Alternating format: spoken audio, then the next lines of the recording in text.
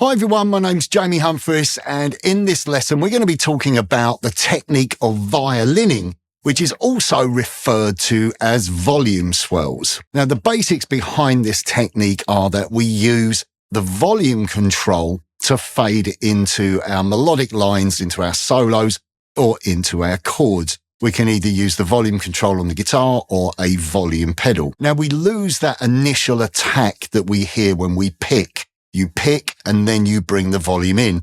But we can also use the volume control to fade out as well. So you can fade in slower, let the note sustain and fade out. This will produce very ambient and atmospheric ethereal sounds with your chords and your leads.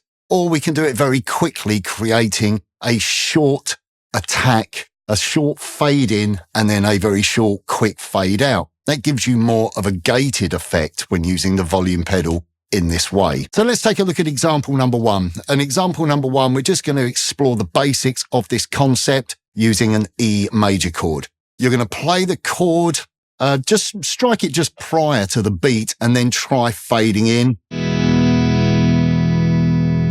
And then you're going to let the chord ring for an entire bar, and then just at the end of the bar, drop the volume, strike again, and fade in at the beginning of the next bar. Okay, so I'm going to play through the example for you with the backing track at tempo, and then I will play it slowly with the click.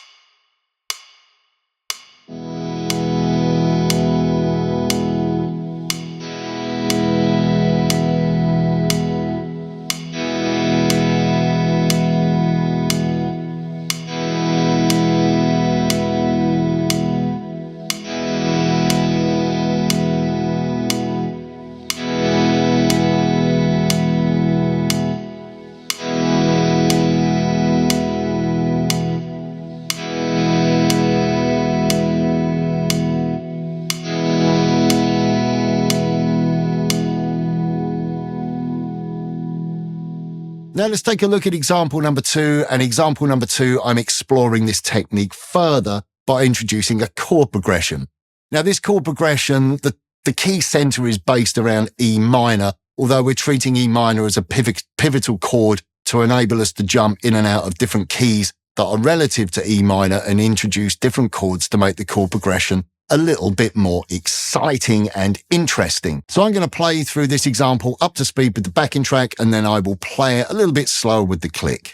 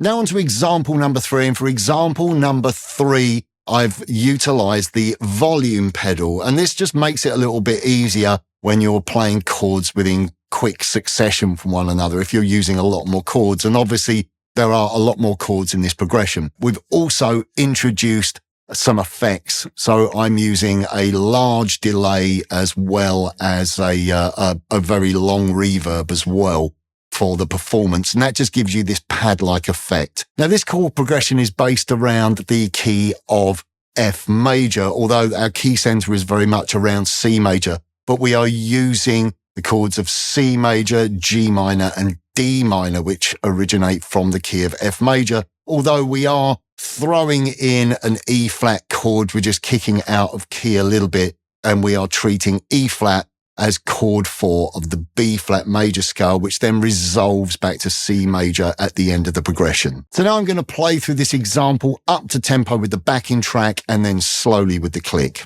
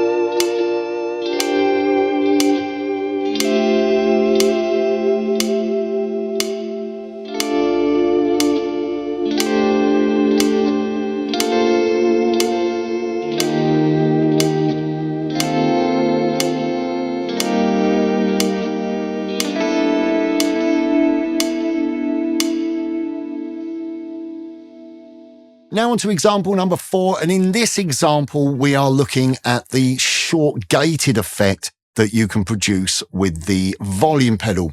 And this chord progression is based around a series of major triads. Now this example is quite interesting for a couple of things. First of all, I'm using the volume pedal again, and what you're doing is as you strike the chord, you will bring the volume in so that you don't hear the initial strike.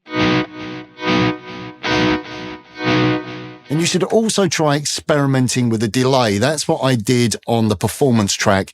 I used the delay set to the tempo of the track and set the subdivision to an 8th note. Okay, so I'm going to play through example 4 for you now with the backing track up to speed, and then I will play it at the slower tempo with the click.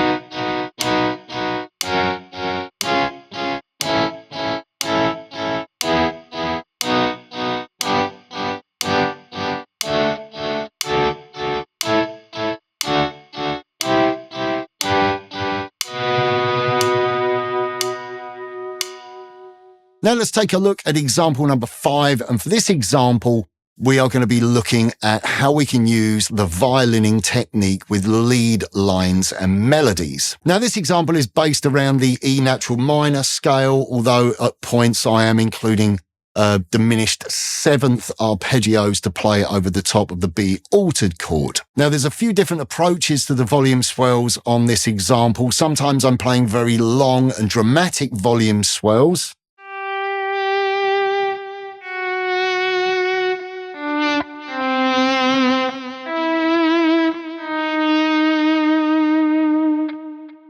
But then I'm also using the gated approach when I'm playing through scale lines and letting the delay fill in the gaps in between the notes.